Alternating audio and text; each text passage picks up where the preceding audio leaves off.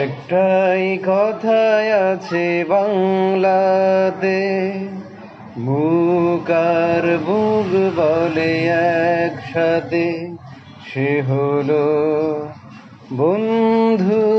বন্ধু আমার, একটাই কথাই আছে বাংলাতে, বুক আর বুক বলে একসাথে, সে হলো বন্ধু।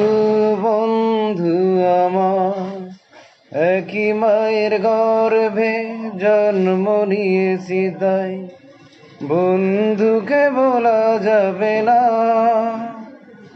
একটাই কথাই আছে বাংলাতে, মুখ আর বুক বলে একসাথে, হলো বন্ধু।